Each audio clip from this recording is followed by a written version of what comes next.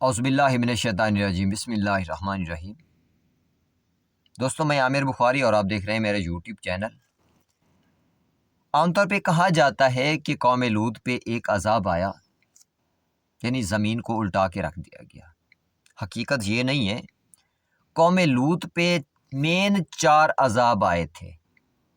Number 1, सूरह कमर verse number 37, अल्लाह ताला फरमाते हैं फ़तमसना आयुनहुम, हमने कौम लूत के, चाहे बच्चे थे, चाहे औरतें थी, चाहे जवान थे, चाहे बुजुर्ग बूढ़े थे, जो भी थे, हमने पूरी कौम की आंखों को निकाल के फेंक दिया। किस वक्त?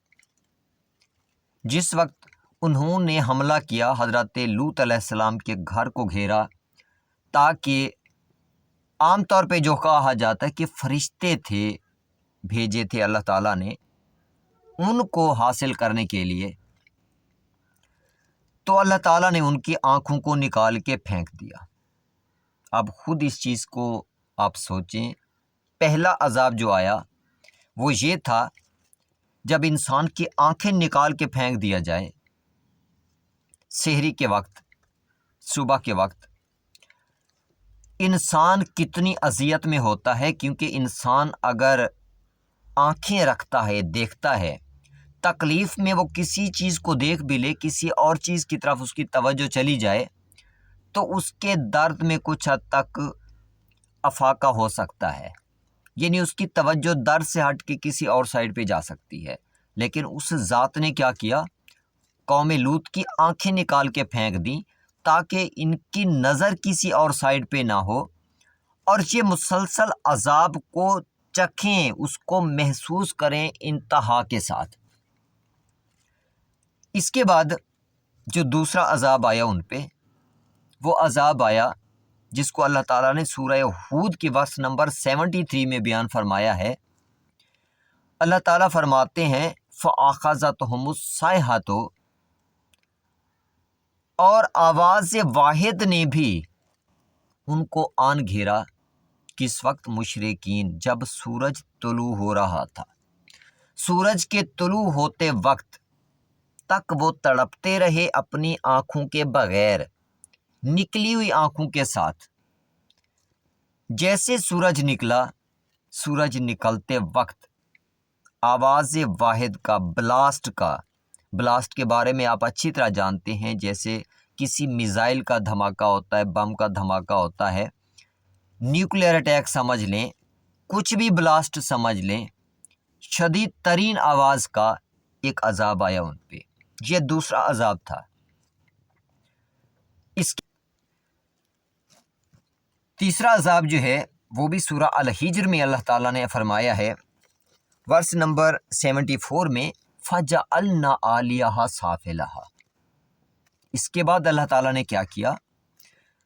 उनकी ज़मीन को उल्टा के रख दिया। आलियहा, ज़मीन के ऊपर वाले हिस्से को, जहाँ पे कौम लूत आबाद थी, उस कौम लूत को क्या किया अल्लाह ताला ने? साफ़िलहा, असफल से है, सबसे पस्त तर, यानी ज़मीन की वो सबसे पस्त जगह जहाँ पे लोहा भी पिघल जाता है, सारे मेटल पिघल जाते हैं, लावा बनता है, तांबा पिघल जाता है जहाँ पे, तो उस जगह पे डायरेक्ट डाल दिया। ये कौन सा अज़ाब था? तीसरा अज़ाब। चौथा अज़ाब जो है वो भी इसी आयत में इससे आगे है, सूरह अल हूद की वर्स नंबर 74 में, कि जो इंसान की समझ से बाहर की बात है। अल्लाह ताला फरमाते हैं कि हमने उन पे पत्थरों की बारिश की। कौन से पत्थर? सिजील के पत्थरों की। व अमतरना अलैहिम हिजारतन मिन सिजील, और हमने सिजील के पत्थरों की उन पे बारिश कर दी। ये 4 मेन अज़ाब थे, और ये अज़ाब जो था कोई वक्ती नहीं था। अल्लाह ताला फरमाते हैं ये दायमी अज़ाब है, हमेशा के लिए, तब से लेके आज तक उसी अज़ियत और तकलीफ़ में वो लोग हैं। ये किस्सा बयान इसलिए किया गया है कि आने वाली नस्लें इससे तंबीह पकड़ें, क्योंकि जब अल्लाह ताला ने कौम लूत की आंखें निकाल के उनको फेंका, तो आवाज़ दी फ़ज़ूक़ू अज़ाबी व नुज़ुर, پس میرے عذاب کو اور میری انذار کو، میری تنبیہات کو چکھو کیسی ہوتی ہیں۔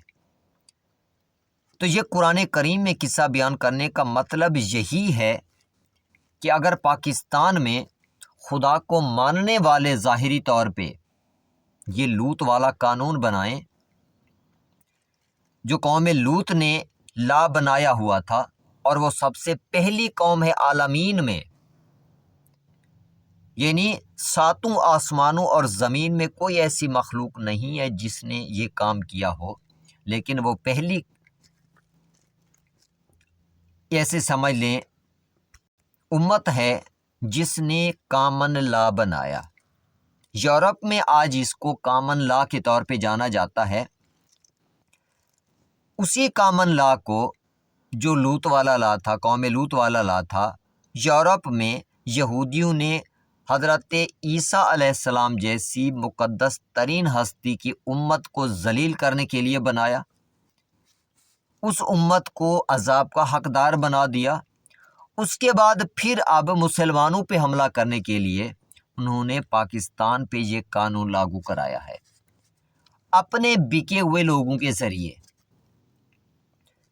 سب سے پہلے ہم استغفار کرتے ہیں، اپنے خدا سے پناہ چاہتے ہیں، کیونکہ اس گناہ کی سزا کا جو عذاب ہے بہت سخت ہے، اور اس کی توبہ نہیں ہے۔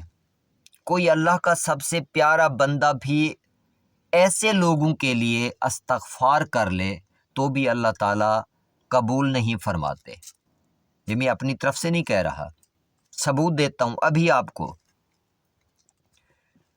کیونکہ اللہ تعالیٰ قرآن کریم میں یہ چیز بھی واضح کر چکے ہیں، اور اس کی ایک تفصیل میں آپ کے سامنے رکھتا ہوں کہ ہوا کیا ہے۔ سب سے پہلے اللہ تعالیٰ نے یہ قصہ جو بیان فرمایا ہے، اللہ تعالیٰ فرماتے ہیں کہ ہم نے جب بھیجے، یہ نہیں فرمایا کہ ہم نے ملائکہ کو بھیجا، ملائکہ کا ذکر نہیں کیا۔ اللہ تعالیٰ فرماتے ہیں ہم نے بھیجے۔ کس کو بھیجا؟ خداوند ذوالجلال بہتر جانتے ہیں اپنی کس مخلوق کو بھیجا۔ کس کے پاس؟ حضرت ابراہیم علیہ السلام کے پاس۔ جب حضرت ابراہیم علیہ السلام کے پاس پہنچے تو سلام کیا، مولا نے سلام کا جواب دیا۔ ان کی شکل و صورت میں اتنی ہیبت تھی کہ مولا حضرت ابراہیم علیہ السلام خوف زدہ ہو گئے اور فرمایا کہ میں آپ کو جانتا نہیں ہوں۔ اس کے بعد مولا گئے، بھنا ہوا بچھڑا لے کے آئے، وہ بچھڑا ان کے سامنے رکھا، لیکن انہوں نے نہیں کھایا۔ تو اس سے مولا حضرت ابراہیم علیہ السلام جیسی ہستی مزید خوف زدہ ہو گئی۔ تو انہوں نے کہا کہ آپ خوف زدہ نہ ہوں۔ سورہ ہود ورس نمبر 70 میں اللہ تعالیٰ یہ بیان فرما رہے ہیں کہ انہوں نے کہا لا تخف، آپ خوف نہ کھائیں، کسی لیے انا ارسلنا الی لوطن، الی قوم لوطن، ہم قوم لوط کی طرف بھیجے گئے ہیں، آپ پریشان نہ ہوں، آپ ہم سے خوف نہ کھائیں۔ اس کے بعد انہوں نے حضرت اسحاق علیہ السلام کی بشارت دی، اور حضرت اسحاق کے ساتھ ساتھ ان کے بیٹے حضرت یعقوب کی بھی بشارت دی، کیونکہ حضرت ابراہیم علیہ السلام کے پہلے ایک بیٹے تھے حضرت اسماعیل علیہ السلام۔ اس کے بعد جب وہ اللہ کے وہ بھیجے ہوئی مخلوق، خدا بہتر جانتا ہے فرشتے تھے کوئی اور مخلوق تھی، جب حضرت ابراہیم علیہ السلام کو چھوڑ کے خوشخبری دے کے وہاں سے چلے آئے، اور حضرت ابراہیم علیہ السلام خوش بھی ہوئے، مطمئن بھی ہوئے، ان کا خوف ختم ہوا، تو انہوں نے کیا کہا؟ اللہ تعالیٰ فرماتے ہیں کہ حضرت ابراہیم علیہ السلام نے اللہ سے التجا شروع کر دی، دعائیں مانگنا شروع کر دی، اے میرے پالنے والے قوم لوط پہ عذاب نہ بھیج، ان کو ہدایت فرما۔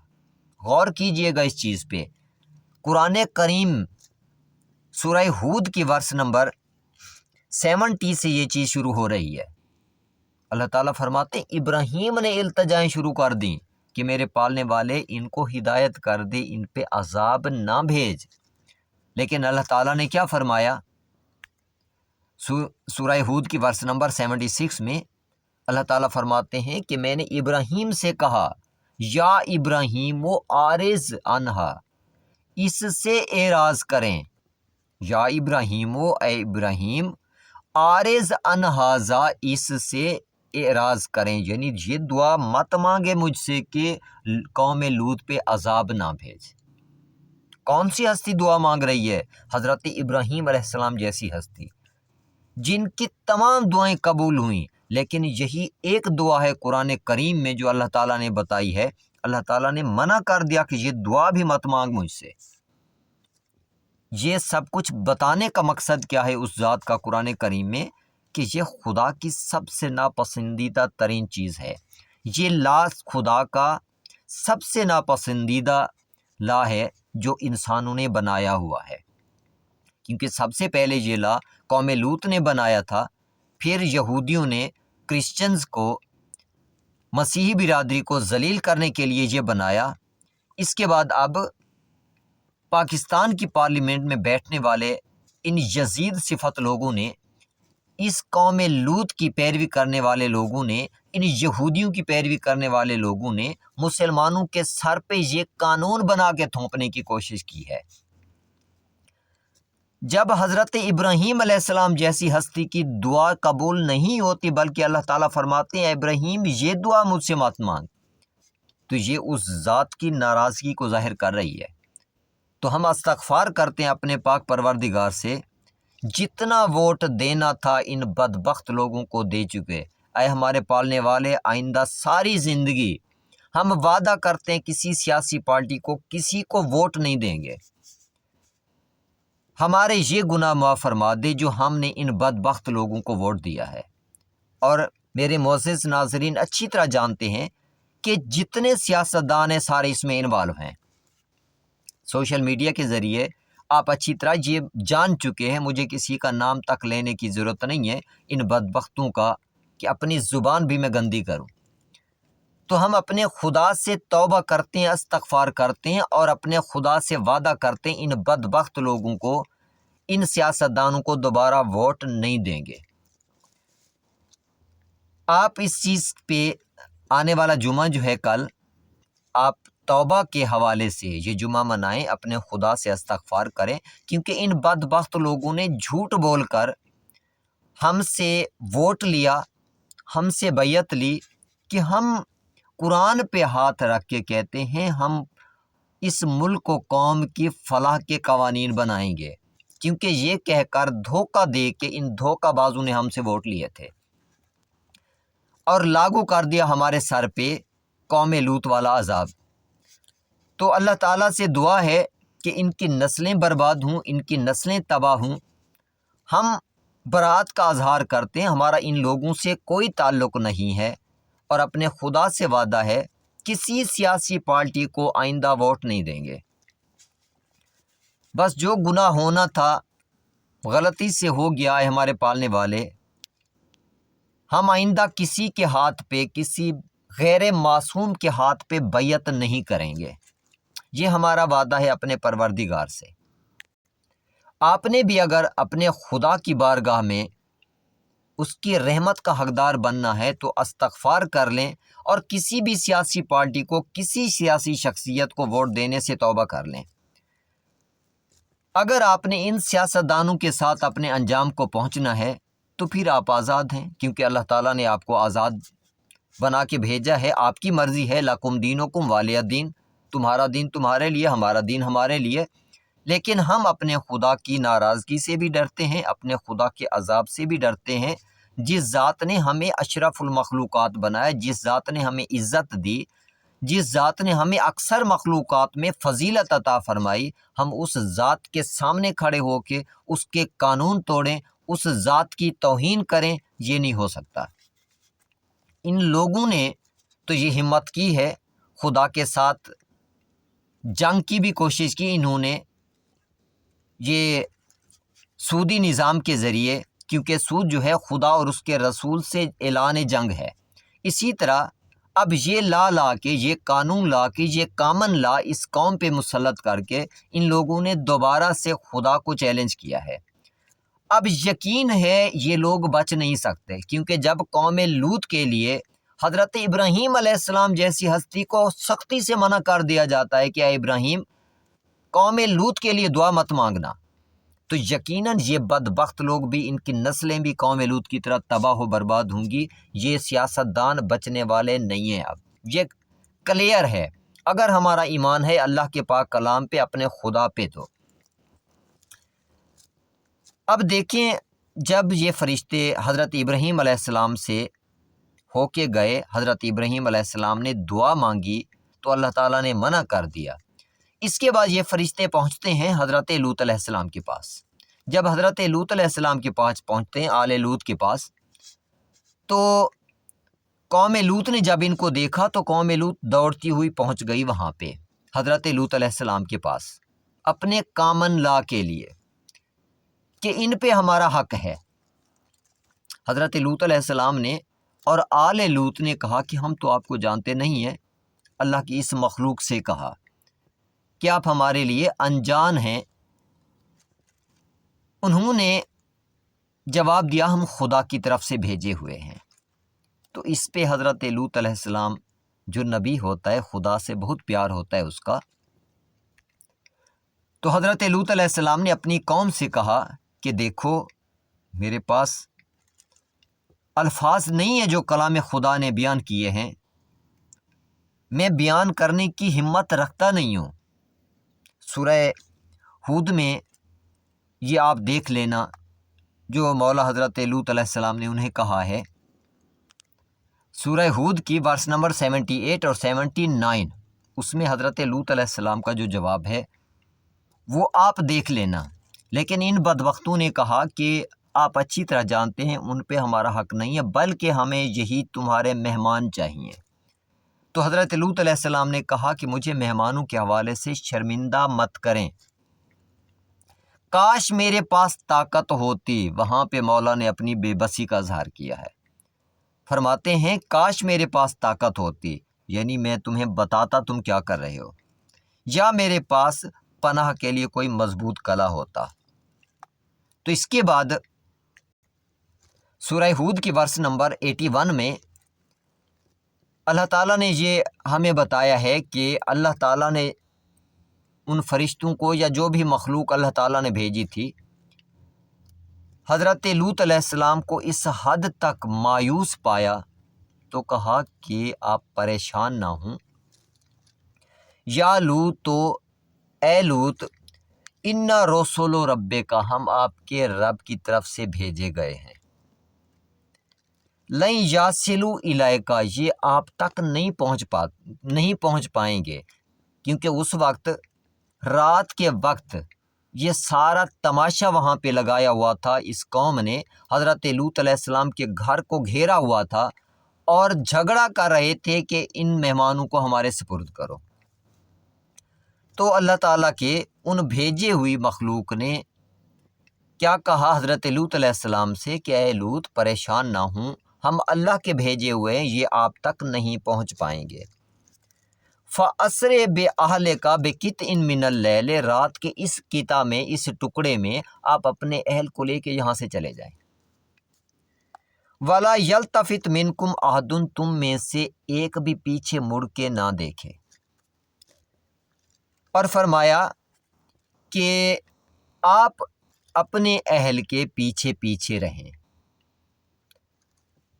اس کے بعد یعنی کہ یہ سورہ الحجر میں ایگزیکٹ یہی آیت بیان کی گئی ہے کہ آپ اپنے اہل کو سامنے چلائیں اور خود ان کے پیچھے پیچھے چلیں، لیکن آپ کی بیوی پہ وہی عذاب آنے والا ہے، وہ بچنے والوں میں سے نہیں ہوگی۔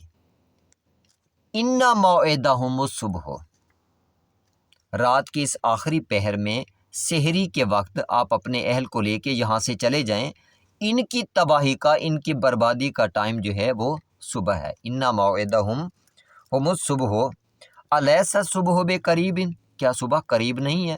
یعنی رات کا آخری پہر تھا، سحری کا وقت تھا وہ، اور یہی چیز اللہ تعالیٰ فرماتے ہیں کہ اور ہم نے لوط کو اور آل لوط کو سحر کے وقت نجات دی، کیونکہ سورہ قمر ورس نمبر 34 میں اللہ تعالیٰ فرماتے ہیں کہ ان ارسلنا علیہم حاصبا، ہم نے سٹون ہرلنگ ایسا طوفان بھیجا قوم لوط پہ جو پتھروں کو بھی اڑانے والا تھا، یعنی یہ 5واں عذاب۔ الا آل لوط، سوائے قوم لوط کے، نجیناہم بسحر، جس کو ہم نے سحر کے وقت، سحری کے وقت نجات دی۔ یہ اللہ تعالیٰ واضح کر رہے ہیں، یعنی قوم لوط پہ 5 عذاب وہ آئے اور اللہ تعالیٰ نے اپنے پیارے بندوں کو بچا لیا۔ یہ ہمارے لیے ہر ایک آیت میں سبق ہے کہ اگر تم خدا سے پناہ چاہتے ہو، اس قسم کے کاموں سے توبہ کرتے ہو، اس قسم کے کام کرنے والوں پہ لعنت بھیجتے ہو، اس قسم کے قانون بنانے والوں پہ لعنت بھیجتے ہو، اپنی برات کا اظہار کرتے ہو، تو پھر تمہیں خدا بچا لیں گے، اور اس قوم کو جو یہ کام کرتی ہے، جو یہ قانون بناتی ہے، اس کو اور اس کی نسلوں کو تباہ و برباد کر کے رکھ دیں گے۔ تو جب باہر اتنا ہجوم تھا حضرت لوط علیہ السلام کے گھر کے باہر، تو پھر اللہ تعالیٰ نے کیا کیا؟ قوم لوط کی آنکھیں نکال کے پھینک دیں۔ یہ سب سے پہلا عذاب۔ جب ان تمام لوگوں کی آنکھیں نکال کے پھینک دی گئیں تو وہ اذیت اور تکلیف کے ساتھ کراہتے ہوئے پڑے تھے، اور حضرت لوط علیہ السلام اپنے اہل کو لے کے وہاں سے چلے گئے، اور ایگزیکٹ اسی طرح سے کیا جس طرح سے حکم دیا گیا تھا کہ اپنے اہل کو سامنے رکھیں اور آپ ان کے پیچھے۔ جب اس علاقے سے کافی دور چلے گئے تو پھر دوسرا جو عذاب آیا سٹون ہرلنگ سٹارم کا تھا، یعنی ایسا طوفان تھا جو پتھر اٹھا اٹھا کے مار رہا تھا۔ ایک طرف آنکھیں نکلی ہوئی تھی اس قوم کی، دوسری طرف پتھر اٹھا اٹھا کے مارنے والا وہ طوفان آیا ان پہ۔ اس کے بعد پھر کیا ہوا؟ جب صبح ہونے والی تھی، جب سورج طلوع ہونے والا تھا، پھر ایک بلاسٹ کا عذاب آیا جو کہ تیسرا عذاب تھا۔ اس بلاسٹ کے عذاب کے بعد پھر جو چوتھا عذاب آیا، اللہ تعالیٰ فرماتے ہیں کہ ہم نے زمین کے اوپر والے حصے کو اسفل کر دیا، یعنی لاوے میں ان کو پھینک دیا گیا۔ یہ چوتھا عذاب تھا۔ اور 5واں عذاب کیا تھا؟ اللہ تعالیٰ فرماتے ہیں کہ ہم نے ان پہ سجیل کے پتھروں کی بارش کر دی۔ اب ان کی ریڈیشنز کا، ان کے کسی بھی امپیکٹ کے بارے میں ہم نہیں جانتے، لیکن یہ خدا کی پاک ذات بہتر جانتی ہے کہ اس عذاب کا امپیکٹ ان لوگوں پہ کیا تھا۔ تو یہ قصہ بتانے کا مطلب اس ذات کا کیا تھا کہ جو نیک لوگ ہوتے ہیں برے سوسائٹی میں بھی، تو اللہ تعالیٰ اپنے نیک بندوں کو بچا لیتا ہے اور برے لوگوں کی نسلوں تک کو ختم کر دیتا ہے۔ تو یہ ہمارے اوپر فرض ہے، جو قانون ان بدبخت لوگوں نے بنایا ہے اس پہ لعنت کریں، قانون بنانے والوں پہ لعنت کریں، اس سے برات کا اظہار کریں، اپنے خدا سے توبہ کریں، کیونکہ یہ قانون ہمارے ووٹ کی وجہ سے بنا ہے۔ جو ووٹ یہ ہم سے لے کے گئے تھے، اسی وجہ سے اسمبلی میں پہنچے ہیں۔ ہمیں دھوکہ دیا، یہ دھوکہ باز قسم کے لوگ ہیں۔ انہوں نے ہم سے جھوٹ بولا کہ ہم قرآن اور سنت کے مطابق قانون سازی کریں گے، لیکن انہوں نے ہمارے سے جب جھوٹ بولا تو یہ جھوٹے لوگ ہیں۔ لعنت اللہ علی الکاذبین۔ قرآن کریم میں اللہ تعالیٰ فرماتے ہیں کہ ان کاذبین پہ اللہ کی لعنت ہے۔ ان لوگوں نے مہنگائی کا ظلم کیا ہمارے اوپر، ٹیکسز کی بھرمار کر کے ہمارے بچوں سے ان کے نوالے تک چھین لیے۔ ظالم ہیں یہ لوگ۔ اللہ تعالیٰ فرماتے ہیں لعنت اللہ علی الظالمین، ظالموں پہ بھی اللہ کی لعنت ہے۔ اور یہ لوگ جو ہیں جو قانون اس قسم کا بنایا ہے، ان کے لیے تو حضرت ابراہیم علیہ السلام جیسی اللہ کی محبوب ترین ہستی کی دعا بھی قبول نہیں ہوتی، بلکہ سختی سے منع کر دیا جاتا ہے کہ ایسے غلیظ لوگوں کے لیے، ایسے لعنتی لوگوں کے لیے دعا بھی نہ کریں۔ تو میں اپنی قوم سے آخر میں پھر یہی کچھ کہتا ہوں کہ غور کر لیں، زندگی کا کچھ پتہ نہیں ہے کس وقت ہم اپنے خدا کی بارگاہ میں واپس چلے جائیں، کس وقت ملک الموت آ جائے، کس وقت اس ذات کا بلاوا آ جائے اور ہمیں واپس جانا پڑے۔ تو اسی لیے آج سے اس سیاست کو دفن کر دیں۔ میں پھر سے اپنی آرم فورسز سے اور اپنے اداروں سے اور اپنی ایجنسی سے ریکویسٹ کرتا ہوں، ان بدبخت لوگوں سے ہماری جان چھڑوائیں۔ ان کے بوجھ ہم نہیں اٹھا سکتے، ان کو اتنی تنخواہیں نہیں دے سکتے، یہ کوئی غریب لوگ نہیں ہیں۔ اس کے ساتھ ساتھ ان کو ہم دوسرے ملکوں کے دورے نہیں کرا سکتے، ان کو عیاشیاں نہیں کرا سکتے، ان کو پیٹرول نہیں دے سکتے، ان کو تنخواہیں نہیں دے سکتے، ہماری اوسط نہیں ہے۔ خدارا ہمیں بچائیں ان لوگوں سے، ان ظالموں سے، ان بدبخت لوگوں سے۔ آپ خود ہی یہ نظام ملک کا سنبھالیں تاکہ خدا ان پہ لعنت کرے، یہ یہاں سے دفع ہو جائیں، یورپ میں جاتے ہیں جہاں پہ ان کو کامن لا کیونکہ اچھا لگتا ہے، اپنی نسلوں کو لے کے، پہلے بھی ان کی نسلیں وہیں پہ ہیں، تو یہ اپنی نسلوں کے پاس وہیں پہ دفع ہو جائیں اور خدا کا عذاب اسی جگہ پہ آئے، یورپ میں آئے، پاکستان میں نہ آئے، اور ہماری سرزمین اللہ کی رحمتوں کا مرکز بنی رہے۔ دعا گو ہوں اللہ تعالیٰ کی امان میں رہیں۔ اللہ حافظ۔